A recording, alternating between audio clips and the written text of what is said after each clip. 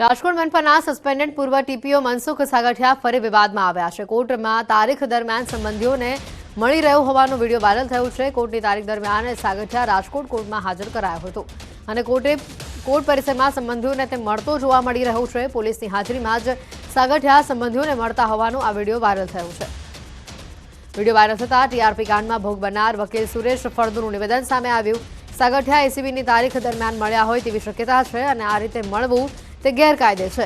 કોઈપણ વ્યક્તિ પરિવારજનોને મળવું હોય તો કોર્ટની પરવાનગી લેવી એ ફરજિયાત હોય છે, એમ પણ વકીલનું નિવેદન સામે આવ્યું છે। રાજકોટ મહાનગરપાલિકાના પૂર્વ સસ્પેન્ડેડ ટીપીઓ છે મનસુખ સાગઠિયા તે ફરી વિવાદમાં આવ્યા છે। કોર્ટ પરિસરમાં જ જે છે પરિવારને મળતા હોવાનો જે છે એ વિડીયો સામે આવ્યો છે। ત્યારે હાલ આપણી સાથે રાજકોટના વકીલ છે, આપણે એમની સાથે વાત કરીશું।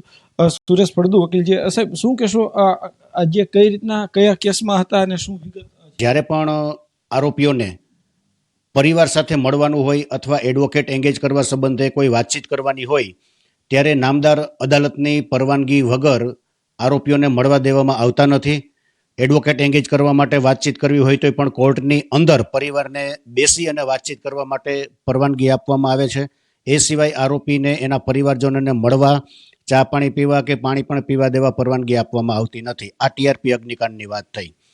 2 દિવસ પહેલાં જે આ ઘટના ઘટેલ છે ત્યારે કોઈ ટીઆરપી અગ્નિકાંડની મુદત ન હતી। સાગઠિયા સામે કુલ 3 કેસ દાખલ થયેલ છે। એક ફોર્જરીનો છે, એક ટીઆરપી અગ્નિકાંડ છે અને એક એસીબીનો કેસ છે। એટલે ટીઆરપી સિવાયના જો કોઈ કેસમાં તારીખ હોય અને આવેલ હોય અને કોર્ટ પરિસરમાં, કારણ કે એકલા વ્યક્તિ છે એ એના પરિવારને મળતા હતા એવી હકીકત છે। દરેક કેસમાં જોઈએ તો એકથી વધુ આરોપી છે સિવાય કે એસીબી, તો એસીબીના કેસમાં એ તારીખે આવેલ હોય અને એના પરિવારને મળેલ હોય એવી ઘટના બનેલ હોય એવું શક્ય આપણે માની શકીએ। કોઈ પણ આરોપી છે એ આરોપીને એના પરિવારને મળવું છે તો તેના માટે એને પહેલાં અદાલતની પરવાનગી લેવી પડે। અદાલતની પરવાનગીમાં કયા બાબતે મળવું છે, કયા હકીકત છે, શું બાબત છે એ પહેલાં અદાલતને એને કહેવી પડે। રહી જમવાની વાત, તો જમવાની પરવાનગી આપવામાં નથી આવતી, એટલા માટે કે જેલમાંથી જમાડી અને પછી જ મુદતે મોકલવામાં આવે છે। રહી વાત કોઈ કેસ બાબતે ડિસ્કશન કરવાની, તો એડવોકેટે ડિસ્કશન કરવાની હોય કેસ સંબંધી તો એડવોકેટ ડિસ્કશન કરી શકે છે એ અદાલતની પરવાનગી લઈ, અને એના પરિવારજનોને મળવું હોય તો પણ એ અદાલતમાં છે એ પરવાનગી લીધા વગર મળી શકતા નથી। મહેસાણાથી સમાચાર આવી રહ્યા છે। જિલ્લાની 4 હોસ્પિટલોને 5 ગણી પેનલ્ટી ભરવાનો હુકમ આપવામાં આવ્યો છે।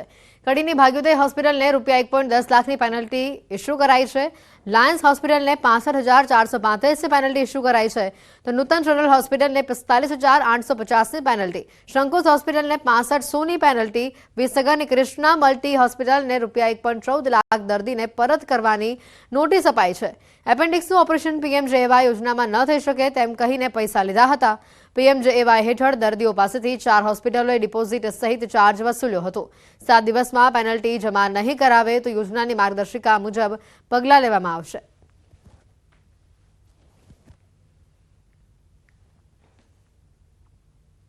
દુષ્કર્મના કેસમાં ફરાર ભાજપ નેતા દીપુ પ્રજાપતિ દબોચાયો છે। આણંદમાં ભાજપ નગરસેવક પર જ દુષ્કર્મનો આરોપ છે। પરિણીતા સાથે દુષ્કર્મના કેસમાં દીપુ પ્રજાપતિ પકડાયો છે। વાસદ પાસેથી પસાર થતી હોવાની પોલીસને બાતમી મળી હતી। પરિણીત મહિલાએ આણંદ ટાઉન પોલીસ મથકમાં દીપુ પ્રજાપતિ વિરુદ્ધ ફરિયાદ નોંધાવી હતી। દુષ્કર્મનો ગુનો નોંધાતા ભાજપનો કાઉન્સિલર ફરાર થયો હતો।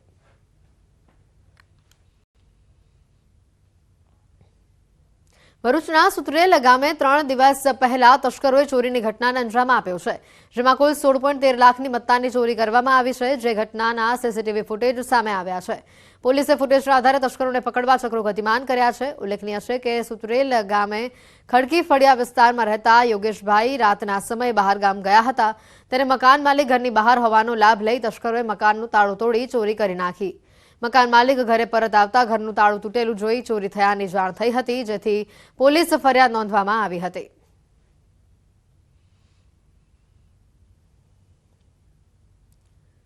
છોટાઉદેપુર શિક્ષક દ્વારા ધોરણ 9ની વિદ્યાર્થીની સાથે અડપલા કરવાના ગુનામાં પોલીસે આરોપી શિક્ષકને તેના વતનમાંથી ઝડપી લીધો છે. શિક્ષક દ્વારા વિદ્યાર્થીની સાથે વારંવારની વિભત્સ માંગણીઓ કરવામાં આવતી હતી. આખરે કંટાળી વિદ્યાર્થીને વાલીને વાત જણાવતા પોલીસ ફરિયાદ કરવામાં આવી છે. આરોપી શિક્ષક સંજય પારેખ ફરાર થતા પોલીસે આણંદના ખોળેલ ગામથી ઝડપી કાયદેસરની કાર્યવાહી હાથ ધરી છે.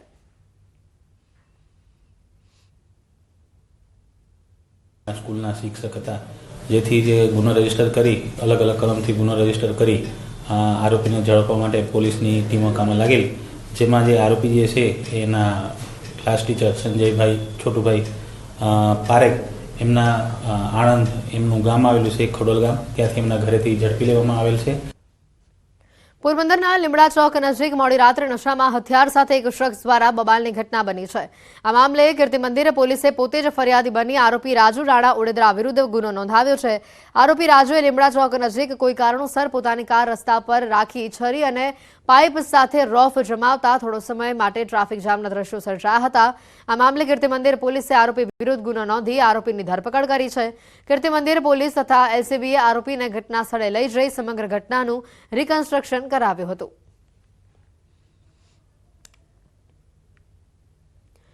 લીમડા ચોક પાસે જ આ પ્રકારની ઘટના બની. કીર્તિ મંદિર પોલીસે આરોપીની ધરપકડ કરી સમગ્ર મામલે કાયદેસરની કાર્યવાહી હાથ ધરી છે. આરોપીને સાથે રાખી ઘટનાનું રિકન્સ્ટ્રક્શન પણ કરાવવામાં આવ્યું. ગાંધીનગર ખાતે ગતરોજ આરોગ્ય મંત્રી ઋષિકેશ પટેલની અધ્યક્ષતામાં ક્લિનિકલ એસ્ટાબ્લિશમેન્ટ એક્ટ હેઠળની સ્ટેટ કાઉન્સિલની બેઠક યોજાઈ હતી, જેમાં ક્લિનિકલ એસ્ટાબ્લિશમેન્ટ એક્ટ હેઠળની પ્રવર્તમાન જોગવાઈઓ, જરૂરી સુધારા અને પ્રવર્તમાન સમયમાં થઈ રહેલ હોસ્પિટલના રજિસ્ટ્રેશન સંદર્ભેની વિગતવાર સમીક્ષા કરવામાં આવી. 12 માર્ચ 2025 સુધી તમામ હોસ્પિટલોએ આ એક્ટ હેઠળ ફરજિયાત રજિસ્ટ્રેશન કરાવવાની સૂચના અપાઈ છે.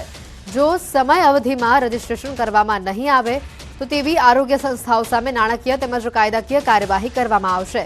આ એક્ટ અંતર્ગત તમામ સરકારી આરોગ્ય સંસ્થાઓ, ખાનગી તેમજ ટ્રસ્ટ સંચાલિત સંસ્થાઓએ રજિસ્ટ્રેશન કરાવવાનું ફરજિયાત છે. એલોપેથી, આયુર્વેદિક, હોમિયોપેથી, સિદ્ધ અને યુનાની જેવી સેવાઓ આપતી તબીબી સંસ્થાઓએ પણ રજિસ્ટ્રેશન ફરજિયાત કરાવવાનું રહેશે.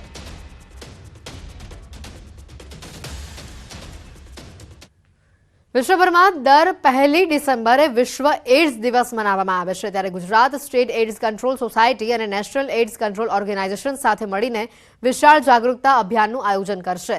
આ વર્ષની theme take the rights path, my health my રાઇટનો આ હેતુ HIV સંક્રમિત વ્યક્તિઓના અધિકારોનું રક્ષણ કરવાનો અને તેઓને સન્માનિત જીવન પ્રદાન કરવાનો છે. ગુજરાતમાં અનુમાનિત વયસ્ક HIVનો પ્રસાર 2023માં ઘટીને 0.19% થયું છે, જે વર્ષ 2019માં HIV સંક્રમણ દર પ્રતિ 1 લાખ અસંક્રમિત વ્યક્તિઓમાં 6 વ્યક્તિથી ઘટીને વર્ષ 2023માં 4 વ્યક્તિ થયું છે. અને છેલ્લા 7 મહિનામાં 22,50,000થી વધુ લોકો સુધી HIV સંબંધિત માર્ગદર્શન, તપાસ અને સારવાર સેવાઓ પહોંચી છે.